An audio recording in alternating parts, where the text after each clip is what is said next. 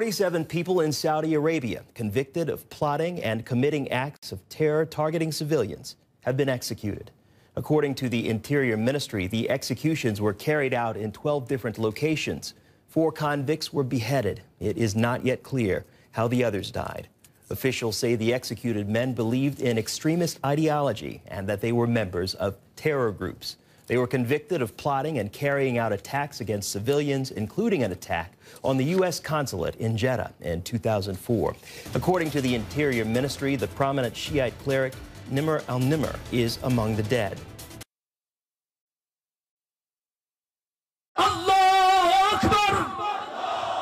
Iran has responded with rage to Saudi Arabia's execution of Shiite cleric Nimr. Protesters set fire to the kingdom's embassy in Tehran and a separate consulate, while the nation's supreme leader warned of divine revenge. Sheikh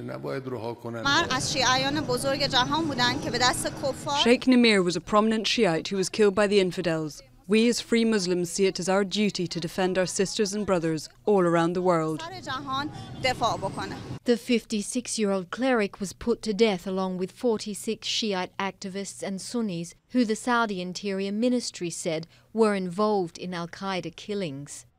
Nimr was arrested in 2012, 3 years after calling for Shiite-populated regions to be separated from Saudi Arabia and united with Bahrain.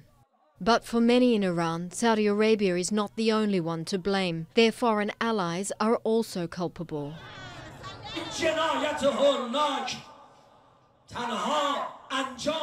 This gruesome crime was only the enforcement of an order coming from American and Israeli intelligence services, dictated to their collared dogs in Saudi Arabia. While Shiite leaders hit out at Saudi Arabia's actions, the United Arab Emirates and Bahrain defended their Sunni ally, saying the executions were necessary to confront extremism.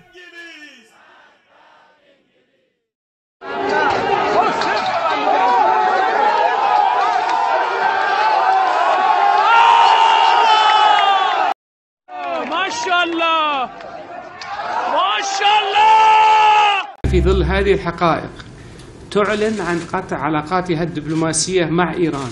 Saudi Foreign Minister Adel al-Jubeir said his country is kicking out Iranian politicians and severing ties with Iran amid rapidly rising tensions between the two nations following the Saudi execution of a Shiite Islam cleric popular in Iran.